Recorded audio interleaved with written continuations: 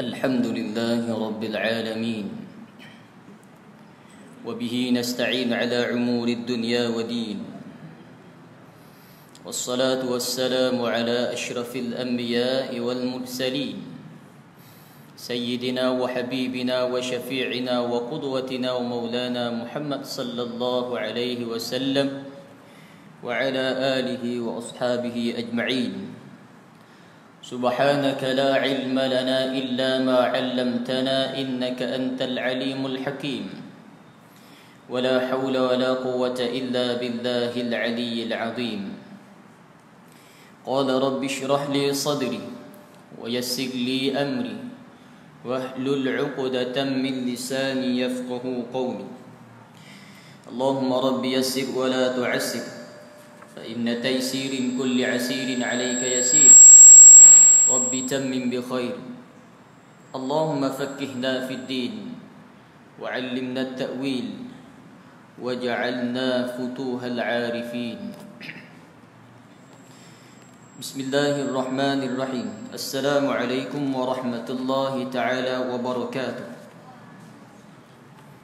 Alhamdulillah, bersyukur kita kehadratullah subhanahu wa ta'ala, yang mana tadi baru sahaja selesai salat maghrib secara berjemaah. Alhamdulillah.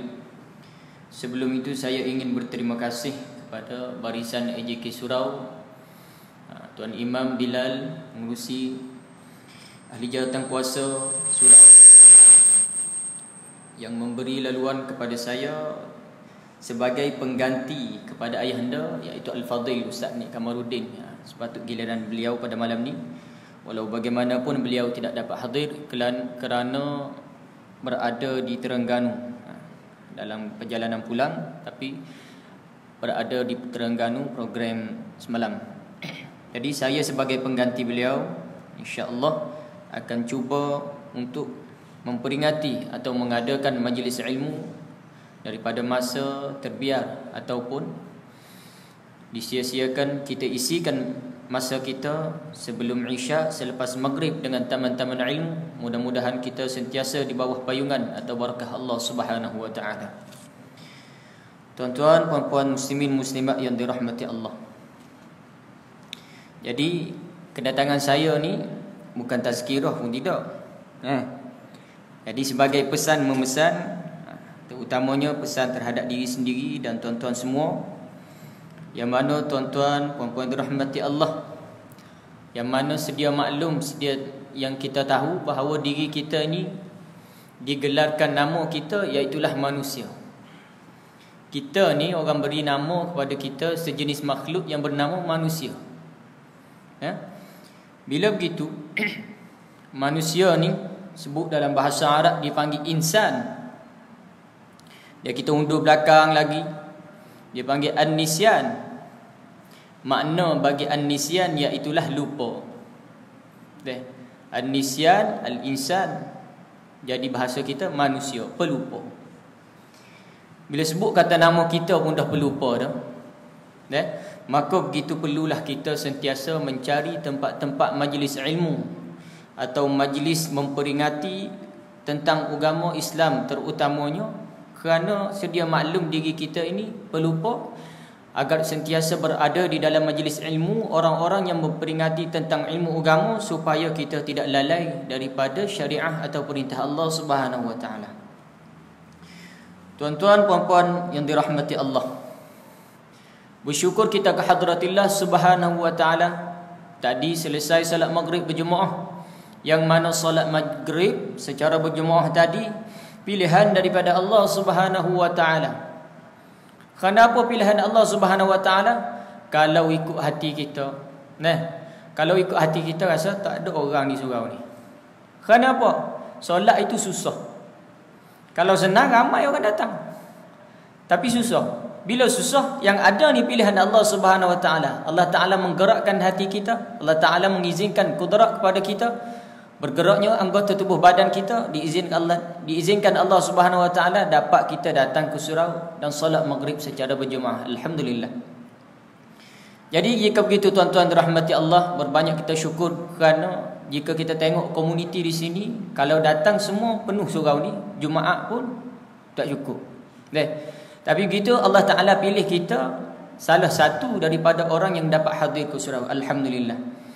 Perkara yang kedua kita patut syukur pada Allah Subhanahu Wa Ta'ala ialah pada semalam kita tidur, dan pagi ini alhamdulillah Allah Ta'ala masih memberi ruang kepada kita. Allah Ta'ala masih memberi nyawa kepada kita, yang mana berapa ramai kita tengok angka seharian masih ramai orang yang meninggal dunia. Semakin hari semakin ramai yang meninggal dunia. Kita mungkin di sini tiada, komuniti kita di sini mungkin tiada orang meninggal semalam, tapi ada orang yang tidur tapi tak bangkit-bangkit. Orang yang tidur dan terus meninggal. Tapi kita tidur, alhamdulillah masih boleh membuka mata lagi pada hari ini, yang mana Allah Ta'ala masih memberi peluang kepada kita. Apa peluang yang Allah Ta'ala beri kepada kita, tuan-tuan? Iaitulah firman Allah Subhanahu Wa Ta'ala, a'udzubillahi minasyaitonir rajim, wa ma khalaqtul jinna wal ins illa liya'budun. Tidak aku jadikan jin dan manusia melainkan untuk membuat taat atau membuat ibadah kepadaku. Jika begitu, tuan-tuan puan-puan yang dirahmati Allah, nyawa yang Allah Ta'ala beri kepada kita bukan sahaja sia-sia, bukan untuk kita bersenang lenang di atas dunia, tapi nyawa yang diberikan oleh Allah Subhanahu Wa Ta'ala antara salah satu nikmat yang terbesar ke atas diri kita, untuk kita melakukan amal ibadah, untuk kita melakukan taat kepada Allah Subhanahu Wa Ta'ala. Tuan-tuan yang dirahmati Allah, jika kita tengok zahir ayat, Allah Ta'ala kata tidak aku jadikan jin dan manusia melainkan untuk membuat taat ibadah kepadaku. Jika kita tengok zahir ayat ni, Allah Ta'ala kata kalau begitu kita ni kena duduk surau semua, duduk atas jadah zikrullah semua. Dan itu sebenarnya skop ibadah itu atau membuat taat kepada Allah Subhanahu Wa Ta'ala ni luas. Bukan sahaja berzikrullah ataupun sembahyang sahaja, tapi segera atau segala perlakuan kita, pergerakan kita boleh dijadikan ibadah kepada Allah Subhanahu Wa Ta'ala. Macam mana, tuan-tuan? Contohnya pagi kita bangun awal, kita pergi bekerja untuk mencari sumber rezeki, untuk menanggung amanah, iaitulah amanah ke atas diri kita sebagai orang lelaki, antaranya ialah isteri dan anak kita. Itu amanah daripada Allah Subhanahu Wa Ta'ala yang kita kena jaga. Maka kita bekerja mencari nafkah, mencari sumber rezeki untuk menanggung anak isteri kita. Segala gerak kerja kita menjadi ibadah kepada Allah Subhanahu Wa Ta'ala. Di petang hari kita beriadah atau bercucuk tanam. Setengah orang tua dia meniatkan untuk sihat tubuh badan. Kadang-kadang kita ni tanam sikit-sikit tepi rumah. Nak jual tu tidak, kadang nak makan pun boleh beli kedai ya. Tapi orang tua dia niat untuk sihat, berbeluh. Tubuh badan kita, jasad kita, Allah Ta'ala amanah pada kita. Jika sakit apa, kita kena ikhtiar bagi sihat. Maka salah satu jalan untuk kekal sihat kita bercucuk tanam atau beriadah. Untuk menjaga kesihatan tubuh badan kita, yang mana jasad kita amanah Allah Subhanahu Wa Ta'ala, maka bercucuk tanam itu menjadi ibadah kepada Allah Subhanahu Wa Ta'ala. Walaupun sekecil-kecil perkara seperti kita membuang air kecil. Dalam Islam mengajarkan cara membuang air kecil sekalipun. Tuan-tuan yang dirahmati Allah, kalau kita tak boleh kencing, kena pergi hospital, berubat, tak sihat. Tapi kita boleh buang air kecil, walaupun nampak benda tu remeh, kecil. Tapi boleh kencing, boleh buang air kecil, itu sihat, menyihatkan tubuh kita. Itu juga ibadah pada Allah Subhanahu Wa Ta'ala. Sebenarnya betul lah firman Allah bahawa pergerakan kita ni semua penuh dengan amal ibadah kepada Allah Subhanahu Wa Ta'ala. Akan tetapi kita pada hari ini leka dan lalai kepada Allah Subhanahu Wa Ta'ala, yang kita banyak lupa. Kita lupa yang pergerakan kita, dan Allah Ta'ala mengantarkan kita ke atas muka dunia ni pun tujuan untuk beribadah kepadanya. Tapi berapa ramai orang hari ini leka dan lalai akan Allah Subhanahu Wa Ta'ala, lupa akan pergerakan semua itu diizinkan Allah Subhanahu Wa Ta'ala.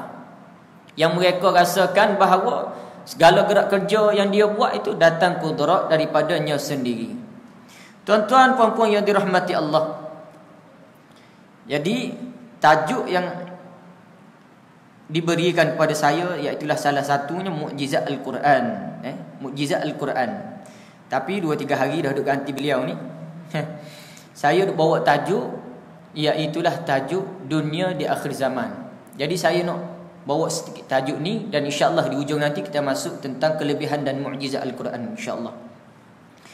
Tuan-tuan muslimin muslimat yang dirahmati Allah, kita tengok satu hadis Nabi sallallahu alaihi wasallam yang mana beliau menyebut di akhir zaman beliau, di akhir zaman umat Nabi Muhammad sallallahu alaihi wasallam, iaitulah Nabi bersabda salah satunya, iaitulah hadis ini menyatakan bahawa di akhir zaman umatnya akan lahir di kalangan keluarga Nabi sallallahu alaihi wasallam dari keturunan beliau yang namanya lebih kurang nama beliau, namanya mirip namaku, yang mana Muhammad juga namanya, tapi di kalangan kita masyhur dengan panggilan Imam Mahdi.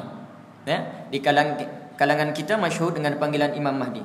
Nabi sallallahu alaihi wasallam menyebut di akhir zaman beliau akan lahir di kalangan keturunannya. Imam Mahdi ini keturunan Nabi Muhammad sallallahu alaihi wasallam. Yang mana kelahiran beliau ditandai dengan 2 kali gerhana di dalam 1 bulan Ramadan. Dalam 1 bulan Ramadan 2 kali berlaku gerhana. Itu Nabi sebut yang mana tanda kelahiran Imam Mahdi. Bila begitu kita tengok 1981, tahun 1981 telah terjadi 2 kali gerhana di dalam 1 bulan Ramadan. Tahun 1981 telah terjadinya 2 kali gerhana dalam 1 bulan Ramadan. Dan tahun berikutnya iaitulah 1982 juga berlaku 2 kali gerhana dalam 1 bulan Ramadan. Bila begitu tuan-tuan puan-puan yang dirahmati Allah, Nabi SAW bersabda, Imam Mahdi akan dibai'ah di hadapan Kaabah pada umur aku diangkat menjadi Rasul.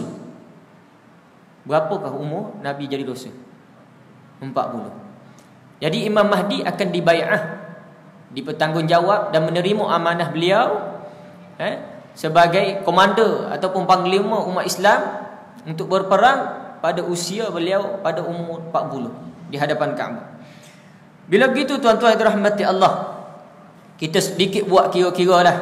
1981 hari ini tahun 2022. Yang mana ulama berpendapat, jumhur ulama mengatakan bahawa hadis Nabi yang Nabi sebutnya gerhana 2 kali bulan Ramadan ni, ulama berpendapat kebarangkalian Imam Mahdi sudah dilahirkan. Yang mana selepas tu tak ada lagi lah berlaku 2 kali gerhana bulan Ramadan. Bila begitu kita berkira lah 1981 hari ni tahun 2022, berapakah umur beliau? Berapa Haji? 41. Haji kira 41. Kalau 1982 40, Nah. 1981 41, 1982 40. Dah masuk 40. Kiranya kalau betul dah ada menunggu saat atau ketika sahaja untuk dibai'ah di hadapan Kaabah. Tuan-tuan yang dirahmati Allah, perkara yang kita nak bincangkan ialah apakah persediaan kita? Apakah persiapan kita? Sama ada kita menjadi tentera Imam Mahdi, ataupun kita berada di pihak lawan. Yang mana hari ni berapa ramai orang melawan ulama pun ramai. Berfatwa sendiri ramai. Ulama kata gitu, dia kata gini. Ulama ikut hati tu dia tak pula. Berapa ramai orang hari ni lawan ulama. Jadi kita tanya diri kita sendiri, persiapan kita, iman kita, akidah kita di manakah kita? Adakah kita berada di pihak Imam Mahdi ataupun berada di pihak lawan? Lawan Imam Mahdi ni adanya di kalangan Islam juga. Tapi Islam lagu mana? Salah satunya Islam yang tidak Ahlus Sunnah wal Jamaah. Imam Mahdi ni dia datang berperang seluruh, selain daripada pegangan Ahlus Sunnah wal Jamaah, seluruh dia perang. Yang mana pada hari beliau dibai'ah, orang kafir, orang fasik sedia segera menggempur beliau, sedia segera melakukan serangan kepada beliau. Tuan-tuan yang dirahmati Allah, orang kafir dia sebenarnya dia baca sejarah Islam, dia cerdik. Kalau tengok cerita, kita tengok sempadan Israel, orang Yahudi ni sentiasa duk pantau salah satunya dia pantau masjid orang Islam. Kenapa? Dalam hadis Nabi SAW ada menyebut bahawa kalau umat Islam solat subuh seperti solat Jumaat, nescaya hari itu Yahudi akan kalah. Orang Yahudi pegang hadis Nabi ni. Jadi antaranya askar beliau selalu pantau di Palestin ke di mana-mana nak tengok umat Islam hari ni macam mana. Subuh ramai ke tak? Kita subuh tak ada subuh sini. Tak ada subuh di surau. Haji-haji sini adalah. Kita tengok tempat lain kurang. Yang mana hadis Nabi SAW kata subuh seperti Jumaat. Mana kata subuh tu penuh surau. Orang Yahudi pegang hadis ni, kata Nabi kata kalau subuh tu serupa Jumaat, niscaya Yahudi bersedia menerima kekalahan kerana dia akan kalah teruk. Dan salah satunya askar Imam Mahdi ni, askar-askar dia iaitulah orang yang seperti mana askar Sultan Salahuddin Al-Ayyubi. Yang mana ulama ada menyebut di kalangan tentera Imam Mahdi-nya kebanyakan nama Ahmad. Kebanyakannya nama Ahmad. Kerana Ahmad ni dalam hadis lain ada menyebut orang yang nama Ahmad atau Muhammad ni special. Special kerana nama dia mirip dengan nama, serupa dengan nama Nabi Muhammad. Ada dalam satu hadis yang mana saya dengar daripada guru saya, yang nama anak sulung guru saya pun nama Muhammad. Sampai situ je, dia tak sambung. Nama Muhammad. Salah satu kelebihan nama Muhammad ni, kemungkinan Allah Ta'ala jaga. Anak yang nama Muhammad ni Allah Ta'ala jaga, salah satunya.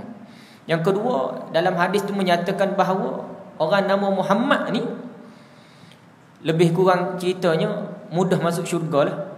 Jadi bila gitu mungkin Allah Ta'ala jagalah segala pergerakan dia. Jadi ulama menyebut di kalangan tentera Imam Mahdi salah satunya nama Ahmad. Ramai yang tenteranya nama Ahmad. Tuan-tuan yang dirahmati Allah, kita tengok persiapan kita lagu mana, berada di mana akidah kita, lagu mana keadaan kita hari ini. Imam Mahdi tak datang lagi, tapi datang dia untuk berperang. Kalau datang dia, bai'ahnya dia berperang. Persediaan kita macam mana? Yang mana hari ini kematian pun ramai, tapi anak muda hari ini beranggapan bahawa umurnya panjang. Ramai anak muda hari ni anggap umur dia panjang. Kalau boleh nak bercita-cita nak hidup sampai kiamat. Nak hidup sampai kiamat. Kita bukan tak tahu mati. Sebut kata mati, kata tak nak mati pun kena mati. Jadi orang ramai tahu kata kena mati. Bila mati, tapi ramai anggap bahawa dirinya umur panjang. Tak menyangka bahawa mati itu boleh datang, muda pun boleh datang. Hari ni kematian hari ni apa? Muhammad yang semboyang tu, Abang Ali. Tengok umur dia tak tua sangat. Tuan dia tak tua sangat. Tapi dah sampai masa dia nak buat macam mana? Allah Ta'ala panggil kembalilah. Balik. Hari ni ramai orang muda pun meninggal, orang tua lebih lagi. Tambah dengan sakit. Orang muda ni tak sakit pun ramai yang meninggal dunia. Oleh itu tuan-tuan yang dirahmati Allah, tapi anak muda kita hari ni ramai beranggapan dia umur panjang. Jadi saya pun nak ceritalah kisah ni sikit, bahawanya perjalanan dunia ni akan datang Imam Mahdi, zaman Imam Mahdi. Imam Mahdi dia datang berperang, dia menang. Dan habis zaman Imam Mahdi berperang, akan datang pula Dajjal. Bila Dajjal datang, Imam Mahdi kalah. Yang datang membantu Imam Mahdi iaitulah Nabi Isa AS. Turunnya zaman Nabi Isa. Zaman berperang Imam Mahdi kita tak tahu dah berapa tahun. Walaupun dikatakan menang, tak tahu berapa tahun. Turun pula zaman Nabi Isa. Zaman Nabi Isa berperang pula dengan Dajjal. Berperang dengan Dajjal. Lama mana tak tahu, tapi ulama menyebut bahawa Dajjal ni dia hidup atas dunia ni sepanjang dia muncul 40 hari sahaja. Kelajuan dia bergerak dalam sehari separuh dunia. Sehari dia boleh bergerak separuh dunia. Itu hari pertama lah. Yang mana semakin nak habis, semakin nak sampai 40 hari tu, semakin lambat perjalanan dia, semakin perlahan. Jadi zaman Dajjal berperang Nabi Isa. Habis zaman Dajjal, zaman Ya'juj Ma'juj pula. Yang mana zaman Ya'juj Ma'juj, zaman Nabi SAW dulu sebut Ya'juj Ma'juj ni dia maklum dalam surah Kahfi, dikurung oleh Sultan Zulkarnain.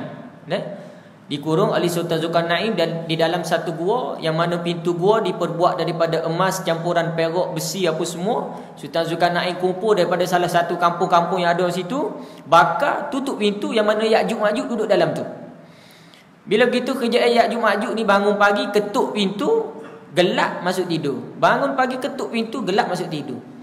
Barakah pintu ni diketuk-ketuk, bila dia tinggal masuk tidur, pintu tu akan merebok, tutup kembali. Tapi lama kelamaan dia ada kesan juga. Lama kelamaan ada kesan juga. Dan zaman Zulkarnain sudah lama dah. Zaman Sultan Zulkarnain sudah lama, yang mana Nabi SAW sebut masa zaman Nabi tu, Nabi kata pintu gua yang dikurung Ya'juj Ma'juj tu sudah terbuka. Nabi angkat tangan macam ni, seluah ni dah. Pintu gua tu telah buka sebanyak ni dah. Zaman Nabi Muhammad sallallahu alaihi wasallam dengan kita 1400 tahun lepas. Jadi agak-agak banyak mana dah terbuka tu. Habis zaman Dajjal, zaman Ya'juj Ma'juj, Nabi Isa pun kalah. Bila Nabi Isa kalah, barulah berdoa mohon pertolongan Allah Subhanahu Wa Taala. Allah Taala hantar bantuan, katanya berupa seperti banjir dan seumpamanya, yang mana baru Ya'juj Ma'juj tu kalah.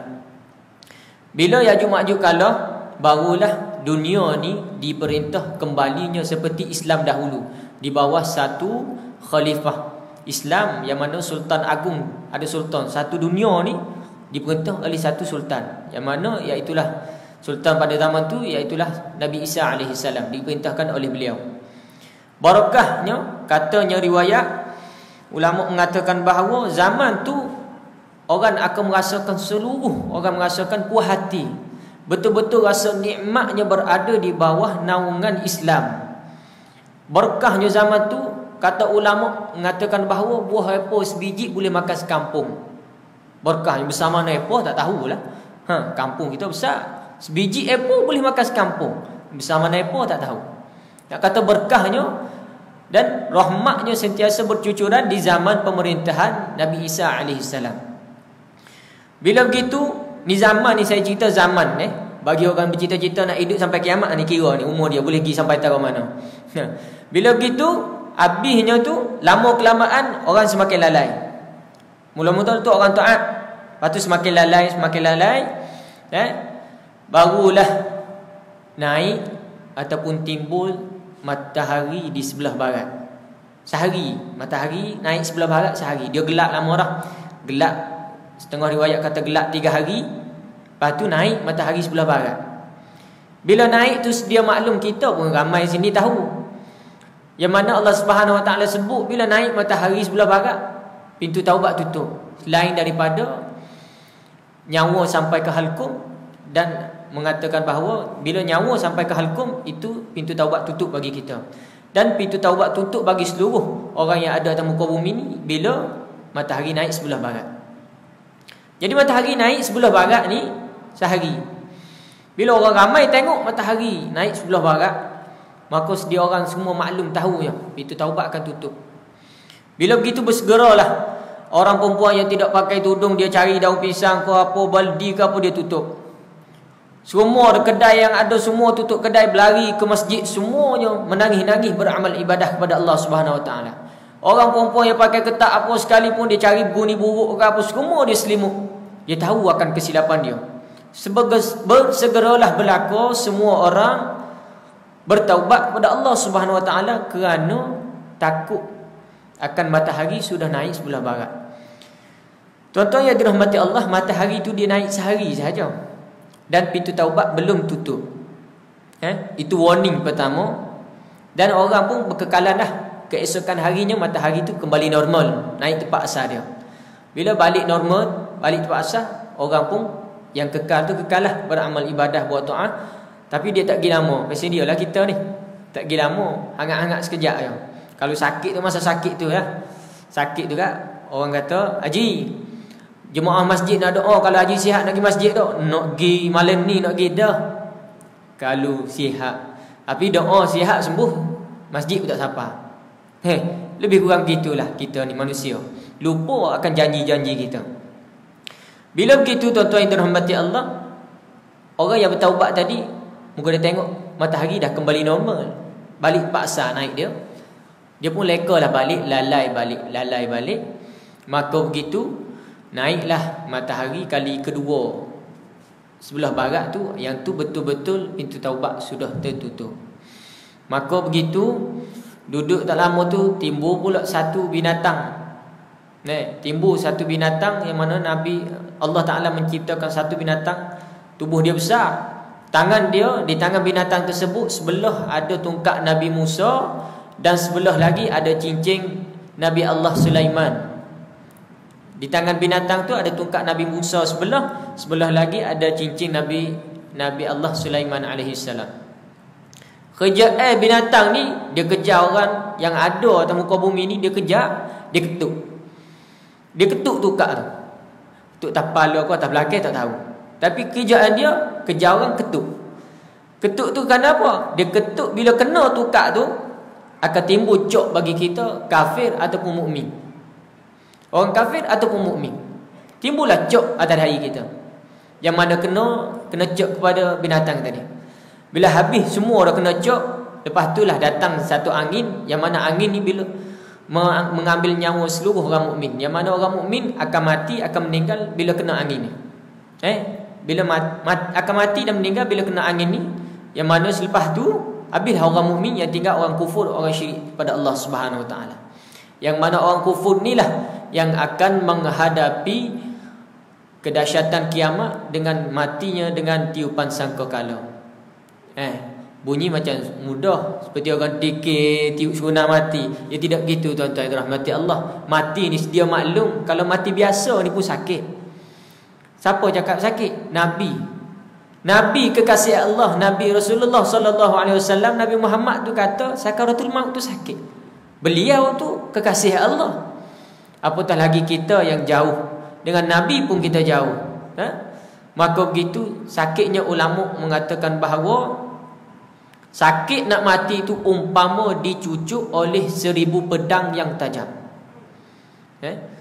Diri kita ni cuba kita bayangkan jarum. Kalau jarum awak jahit tu kecil je, ambil 1000 cucuk, banyak je 1000 cucuk. Pedang lagi besar, sekeping-sekeping besar. Kalau 1000 cucuk atas tubuh kita, ada tinggal lagi tak sakit baki yang tempat tak kena cucuk? Tak ada. Nak mengatakan bahawa sakit mati tu tak ada seinci pun isi kita tertinggal tak rasa sakit. Semua sakit. Bila begitu tu kematian biasa. Apatah lagi kematian yang ditimpa dengan tiupan sangkakala. Sebab tu Allah Ta'ala mengambil dahulu orang-orang mukmin, orang-orang yang beriman pada Allah Subhanahu Wa Ta'ala. Allah Ta'ala matikan dahulu dengan angin, tak bagi untuk menghadapi tiupan sangkakala, kerana dahsyatnya mati dengan tiupan sangkakala. Itulah tuan-tuan yang dirahmati Allah, zaman yang mana masih panjang. Walaupun kita berada di akhir zaman Nabi, iaitulah dengan peperangan. Lepas ni masuk kepada pemerintahan Nabi Isa AS. Jadi kita berada di akhir zaman yang mana akan menghadapi peperangan. Jadi orang beranggapan bahawa yang umur panjang tu kira-kira lah sampai kat mana, yang mana zaman dan zaman berzama tu yang mana saya sebut tadi tingkat dia, untuk sampai ke akhir kiamat yang betul-betul dengan tiupan sangkakala. Tuan-tuan muslimin muslimat yang dirahmati Allah, Nabi sallallahu alaihi wasallam pernah menyebut di dalam hadis beliau, dalam satu hadis yang menyatakan bahawa Nabi menyebut umatku akan ditimpa penyakit, yang mana penyakit ni pernah menimpa umat terdahulu, umat zaman sebelum Nabi, nabi-nabi yang sebelum Nabi kita Muhammad sallallahu alaihi wasallam. Penyakit ni pernah timpa dah umat terdahulu. Jadi Nabi kita sebut penyakit ni akan kena juga kepada umat dia. Akan kena juga kepada umat dia. Apa dia penyakit ni tuan-tuan? Penyakit ni ada 6 perkara. Ada 6 penyakit ni. Pertama, iaitulah terlalu banyak sukaria. Terlalu banyak sukaria. Yang kedua, terlalu mewah. Yang ketiga, mengumpulkan harta sebanyak mungkin. Yang keempat, penipuan dalam merebut harta benda. Yang kelima, saling memarahi.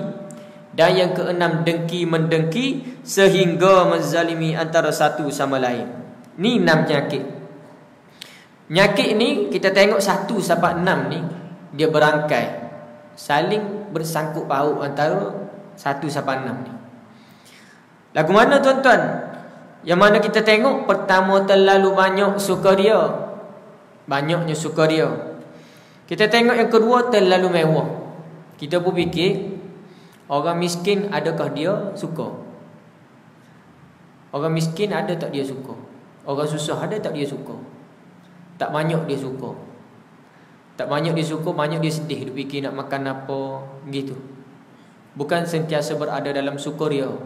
Makna sukaria sini lebih kurang apa yang kita hajati, apa yang kita nak tercapai. Kereta mahal, apa sekalipun BMW apa mahal, orang lain tak boleh beli, kita hajati, kita boleh beli, kita ada harta. Jadi nandakan bahawa kita bersyukur, berada dalam banyak sukaria.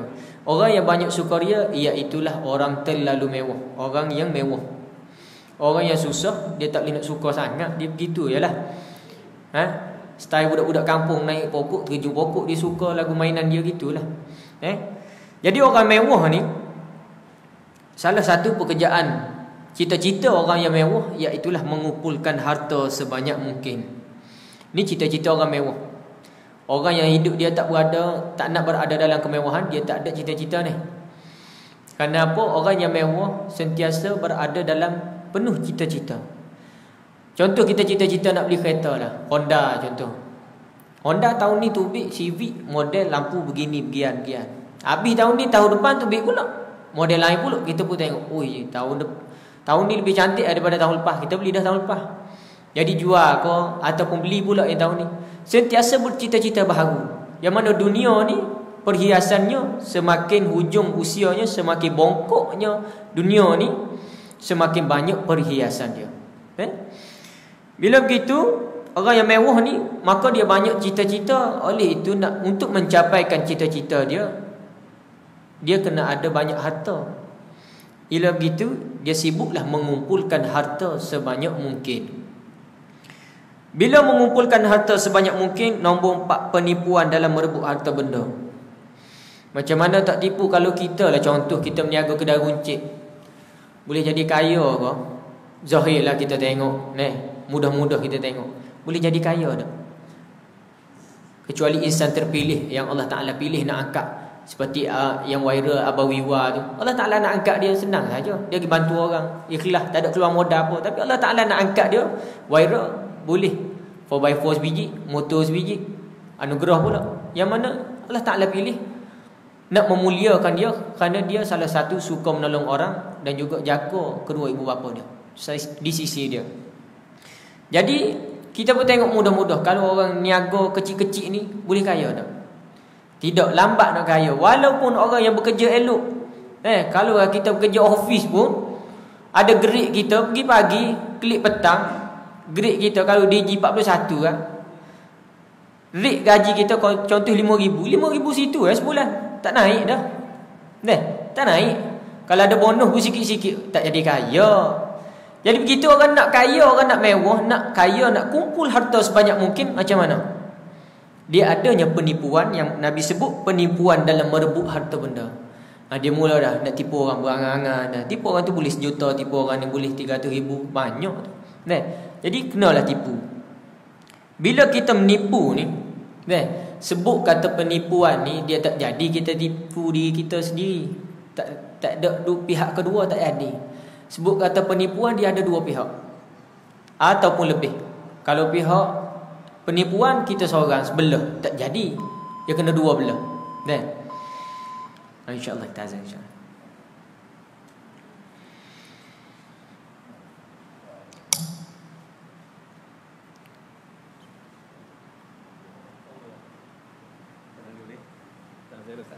Sila. Fadhal.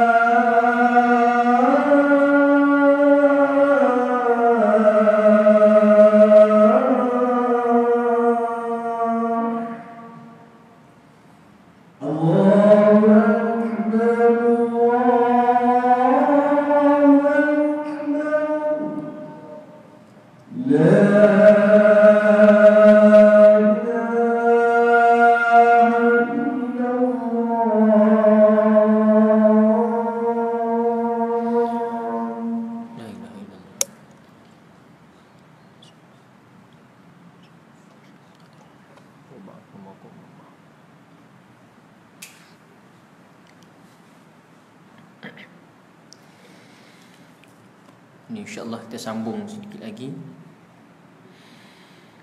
Iaitulah kalau orang biasa sebut kata penipuan ni, dia tipu, maka berlakunya dua pihak.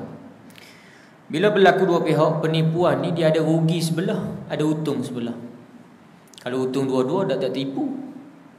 Kalau untung dua-dua belah kita tak panggil tipu. Maka rugi sebelah, untung sebelah. Maka itulah dipanggil penipuan. Bila berlaku penipuan, salah seorangnya akan marah.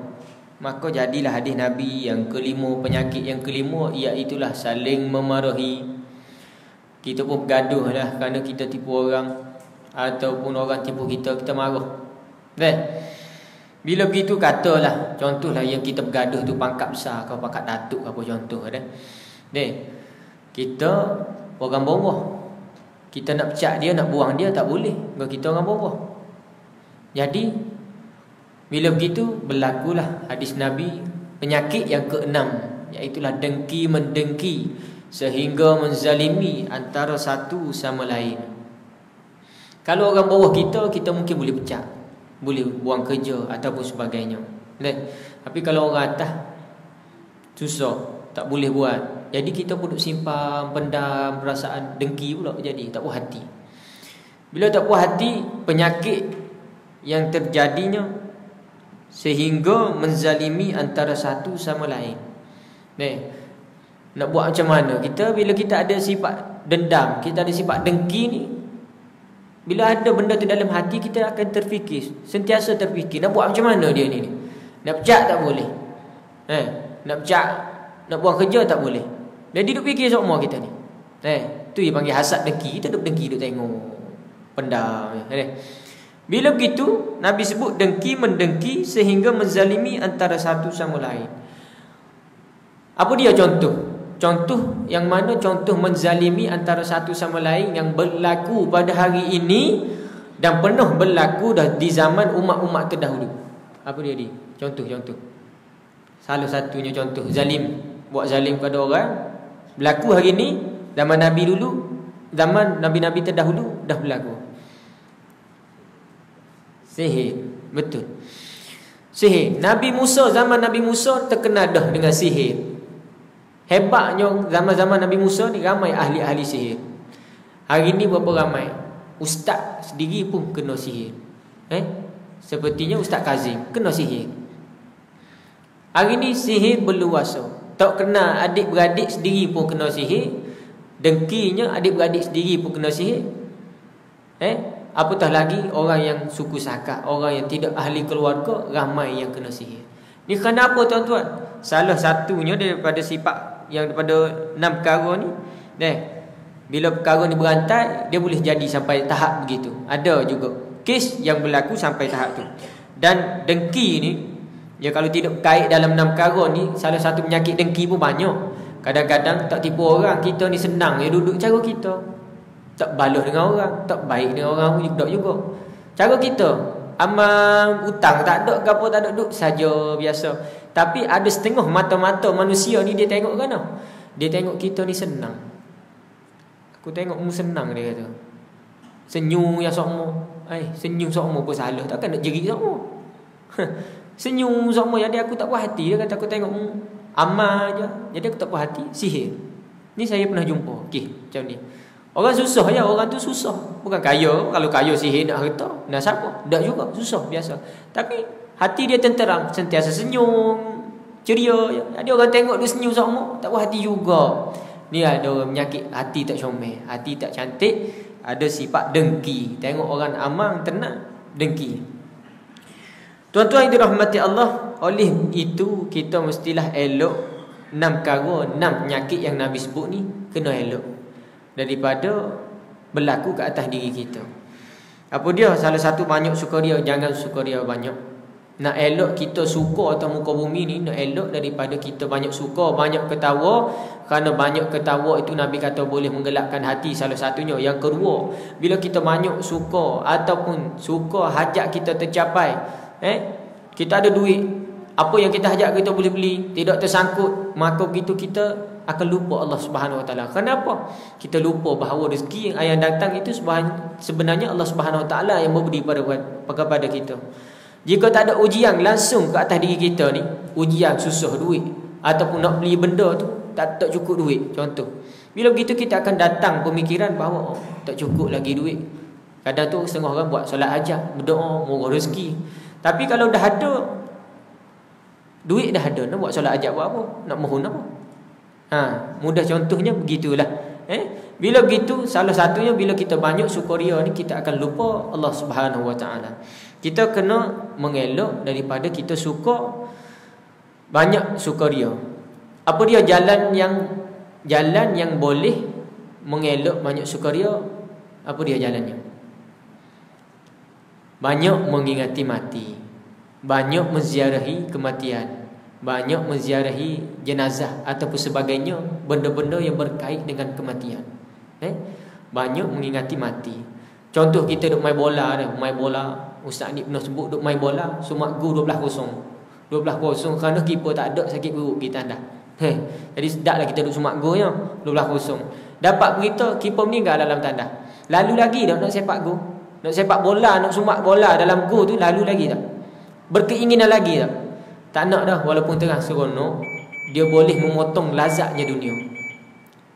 Dia contoh lain, kalau kita duk makan, pergi majlis high table, adanya lobster atau king crab, benda yang mahal, kita dengar seronok nak makan, benda jarang jumpa. Tapi orang kau daripada kampung, mak saudara meninggal, nak makan lagi tak? Tak makan dah, duk termenung. Allah, mak saudara baru jumpa minggu lepas, nampak sihat ya. Duk unggah sekali, berlari sekali, duk gelak tawa, tak nampak macam nak meninggal. Macam mana? Tiba-tiba dapat berita meninggal. Potong lazat kita, lazat yang kita seronok masa tu, duk tengah nak makan apa tu ataupun sebagainya, boleh memotongkan keseronokan kita. Oleh itu, cara yang mudah untuk kita Mengelak daripada terlalu banyak sukaria, iaitulah salah satunya banyak mengingati akan kematian. Yang kedua, terlalu mewah. Jangan terlalu mewah. Jangan terlalu mewah macam mana? Ada pinggan mangkuk kat rumah klik jual semua. Bukan gitu. Bukan macam tu. Apa harta yang kita ada, buatlah, jagalah dengan mengikut syariat Islam. Kalau zakat, mengikut harta kita sebanyak ni, ikut haul, cukup nisab dia, kena bayar zakat pendapatan ke apa, bayarlah zakat. Supaya kita ni sentiasa berada dalam keadaan berkah. Kita kalau kita nak bandingkan diri kita dengan Rasulullah, memang jauh. Kita ni semua mewah. Boleh saya katakan ada di sini semua mewah. Kenapa? Kita tengok kehidupan Nabi. Rumah Nabi, rumah kita jauh dah beza. Rumah Nabi, rumah kita jauh beza. Tempat tidur Nabi dengan tempat tidur kita lagi dah jauh. Nabi tidur di atas parak, yang mana tempat tidur dia tu dijalin tali. Kalau kat kampung masih ada lagi orang panggil kursi malah tu, ada yang tali-tali tu. Tapi dia tempat tidur Nabi ada jalinan tali, sambung-sambung tidur atas tu. Kadang-kadang beralaskan kain, macam kain selimut nipis lah, alas gitu ya. Tu tengok kesusahan Nabi. Banding dengan kita, walaupun kena banjir dapat toto tidur lena. Toto. Nabi tak tidur atas toto. Nabi beralaskan kain saja. Yang mana kalau tak alas kain tu, dia bangun pagi, sahabat kata lekat bekas-bekas tu atas belakang dia, bekas simpulan tali tadi. Yang mana satu hari Nabi pernah tidur.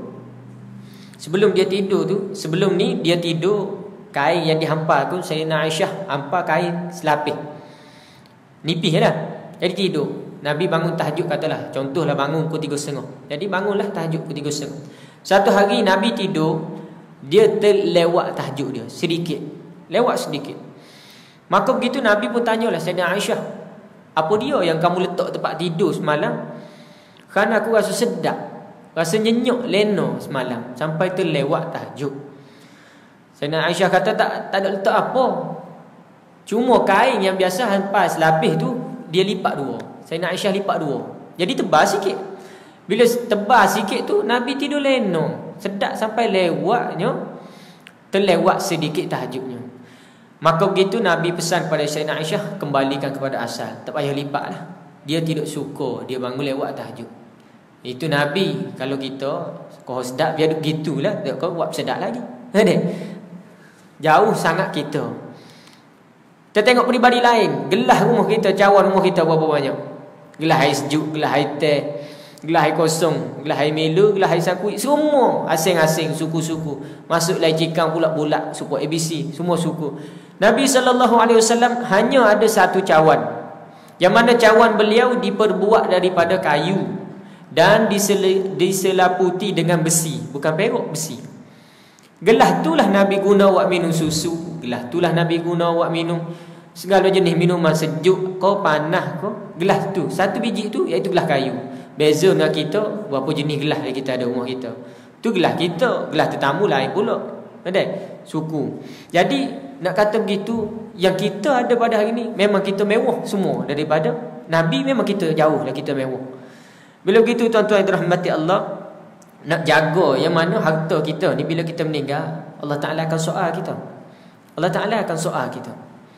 Harta ni dapat mana? Mu mewah ni, mu bayar zakat ke tidak? Kamu bayar zakat tidak mewah ni? Benda ni buat ni, tengok orang susah kamu tolong ke tidak? Jadi tuan-tuan, barang yang ada apa tu, kemudahan bagi kita. Jadi jangan lupa juga kepada golongan yang tiada kemudahan. Orang susah kita tolong, orang minta zakat kita bagi. Bayar zakat pendapatan ke apa semua, ikut syariat betul-betul mengenai bahagian harta ni. Bahagian harta yang kita ada ni, ikutlah syariat Islam. Cara untuk mengendali lagu mana, bagaimana. Kalau kena bayar zakat, bayar zakat. Mudah-mudahan harta yang kita ada, barang-barang milik kita itu menjadi barang yang berkah dan tidak menjadi satu tanggungan atau beban untuk kita masuk ke syurga Allah Subhanahu Wa Taala. Jadi jika kita tidak mewah, maka tak adalah sifat nak kupu harta, nak tipu orang, saling memenuhi itu. Jadi berkurangan. Jadi insya-Allah kita boleh elaklah penyakit ini. Tuan-tuan yang dirahmati Allah, insya-Allah masuk dah. Jadi saya nak sentuhlah sikit, moga ada tajuk kelebihan Al-Quran yang mana saya nak sebut bila kita ni berada di akhir zaman, maka salah satunya jalan iaitulah kita mestilah perbanyakkan amalan kita, tingkatkan amalan kita. Jadi saya nak sebut iaitulah kita salah satu orang luar ni, orang Putrajaya, orang Kuala Lumpur ni, saya kagumnya satu benda. Apa benda? Dia bangun awal orang sini. Bangun awal. Kenapa? Nak pergi kerja, nak mengelak daripada jam. Jadi bangun awal. Ada orang tu semaya subuh di office sebab elok jam. Jadi bangun awal tu baguslah, contoh yang baik. Jadi saya nak bagi satu amalan yang mana saya dapat daripada guru saya. Amalan ni kena buat sebelum subuh. Sebelum subuh sahaja. Jadi kita yang bangun awal ni berpeluang. Alhamdulillah. Peluang yang cantik. Apa dia amalan tu? Katanya guru saya, bila kita ni meninggal dunia, kita masuk dalam kubur, segala amalan kita ni akan menjauh daripada kita. Jauh, lari daripada kita. Amalan yang kecil-kecil biasa ni lari daripada kita. Bukan hilang, ada, tapi tak jadi peneman bagi kita bila kita berada dalam kubur. Kita duduk dalam kubur, kita duduk seorang. Tak ada kata bini yang duduk tepi, tak ada. Kita duduk seorang. Jadi perlunya peneman. Apa peneman untuk kita? Amalan-amalan kita. Jadi amalan yang biasa ni, kata guru saya, akan lari.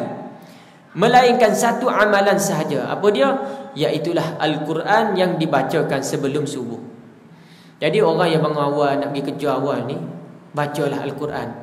Tak syarat dalam tu dia sebut, tak syarat kena baca satu juzuk ataupun satu surah. Bacalah walaupun sepotong ayat. Semakin banyak baca, semakin elok. Ni mudah-mudahan jadi peneman bagi kita dalam kubur. Amalan Al-Quran yang baca sebelum subuh ni, dia tak lari.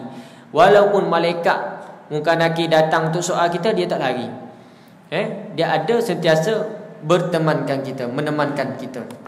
Itu salah satu amalan. Tuan-tuan yang dirahmati Allah, mukjizat Al-Quran, kelebihan Al-Quran ni banyak. Jadi saya nak sebut hadis-hadis tentang kelebihan Al-Quran ni banyak. Antaranya iaitulah umpama yang membaca Al-Quran dan menghafaz, yakni bagi orang yang baca Quran dan hafal Quran, umpamanya bersama kumpulan malaikat yang mulia. Sedangkan umpama membaca Al-Quran dalam keadaan sukar, baginya akan mendapat 2 pahala. Orang yang hafal Quran, dia baca Quran dengan hafalannya, dengan ingatannya, umpama dia berada dengan malaikat, kumpulan malaikat-malaikat yang mulia. Manakala kita orang awam yang tidak menghafal Al-Quran, umpamanya membaca Al-Quran, baginya mendapat 2 pahala. Kenapa 2 pahala? Baca Al-Quran tu satu dah. Yang kedua, sebut sini baca Al-Quran dalam keadaan sukar, baginya mendapat pahala. Baginya mendapat 2 pahala. Pertama, pahala baca Quran. Yang kedua, kita sukar. Sukar lagu mana pun kita baca. Mengeja Al-Quran tu dapat pula 1 pahala situ. Baca tu satu dah. Usaha untuk eja pula tu dapat 1 pula. Jadi 2 pahala dapat di situ. Jadi kita walaupun susah tak pandai lagu mana sekalipun, bacalah Al-Quran. Kerana Al-Quran itu yang akan mendatangkan ataupun memberi syafaat kepada kita di akhirat kelak. Dan yang lain lagi, banyaklah kelebihan Al-Quran, iaitu yang layak menjadi imam di kalangan mereka adalah yang paling banyak hafazan Al-Quran. Ini salah satunya. Dan yang lain lagi, sesungguhnya Allah Subhanahu Wa Taala terdapat ahlinya. Allah Taala ni ada ahlinya di kalangan manusia. Maka sahabat pun tanya, wahai Rasulullah, siapakah mereka? Ahlullah ni, ahli Allah siapakah? Jadi Rasulullah sallallahu alaihi wasallam menjawab, mereka ialah ahli Al-Quran. Makna ahli Al-Quran itu orang-orang yang menghafal Al-Quran, ahlullah, dan istimewa baginya. Orang yang hafal Al-Quran, ingat, istimewa baginya. Jadi kelebihan Al-Quran ni biasanya banyak dah orang bawa. Hadis-hadis Nabi tentang kelebihan Al-Quran ni banyak orang bawa. Yang saya nak sebutnya iaitulah keburukan lupa Al-Quran. Keburukan lupa Al-Quran. Ada haji mungkin kita tanya-tanya, ustaz nak baca buat apa hadis keburukan lupa Al-Quran? Kita bukan hafizah ataupun budak-budak hafiz.